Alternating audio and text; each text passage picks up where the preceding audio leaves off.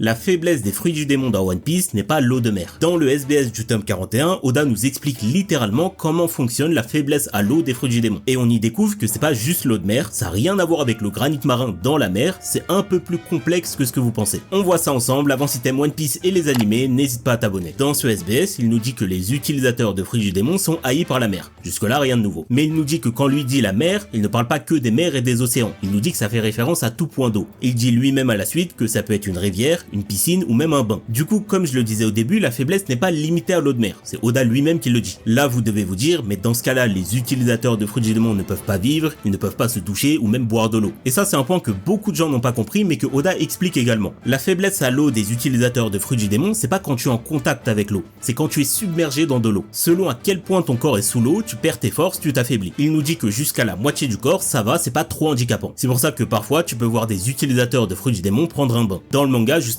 Nami le dit à propos de Khalifa quand elle est dans son bain au début de leur combat. Mais du coup, boire de l'eau, prendre une douche ou être sous la pluie, ça n'affaiblit en rien un utilisateur de fruits du démon. Il n'est pas submergé. Pareil si tu te fais geler par Aokiji, même si la glace c'est de l'eau en forme solide, tu n'es pas techniquement submergé, tu es gelé. Du coup, tu n'es pas affaibli comme dans l'eau. Maintenant, vous êtes pas con, vous allez me dire, mais Crocodile, pourquoi ça lui faisait quelque chose quand on lui lançait de l'eau? Ça, il l'explique dans le même SBS, c'est juste que l'eau est la faiblesse du Logia du sable. Ça le rendait tangible. De la même manière que le corps en caoutchouc de Luffy était la faiblesse d'Ener sur Skypiea, l'eau est une faiblesse propre au Logia du sable. Concernant le granit marin, il y a beaucoup de gens qui confondent. L'eau n'affaiblit pas parce qu'il y a du granit marin dedans, c'est l'inverse. On nous dit dans le manga que justement le granit marin affaiblit les utilisateurs de fruits du démon parce qu'il contient l'énergie de la mer, la même énergie que l'eau. Toucher du granit marin pour un utilisateur de fruits du démon, c'est comme être submergé. Même si on connaît pas la physique derrière, c'est un peu de la magie. Ça, je comprends l'erreur. C'est logique de penser ça vu qu'on nous a pas donné plus d'explications sur comment fonctionne le granit marin. Mais du coup, non, c'est pas ça. Maintenant, certains d'entre vous vont me dire, mais à Arlong Park, Luffy était sous l'eau dans de l'eau douce et son corps était toujours élastique. Il faut bien comprendre qu'être submergé dans l'eau n'annule pas les pouvoirs d'un fruit du démon. Si ton corps est élastique, il sera toujours élastique sous l'eau. C'est juste que tu es tellement affaibli que tu ne peux pas utiliser les pouvoirs de toi-même. Ensuite, la scène dans le film Red où Luffy se fait asperger d'eau et est affaibli, ça c'est une incohérence, le film n'est pas canon. Pareil pour l'anime qui a tendance à rallonger les scènes de bain et qui du coup parfois crée des incohérences comme ça, mais du coup ça n'existe pas dans le manga, c'est vraiment uniquement dans l'anime, c'est pas canon. Vous allez voir, il y a des gens qui vont pas finir la vidéo et qui vont quand même citer un des exemples que j'ai donné.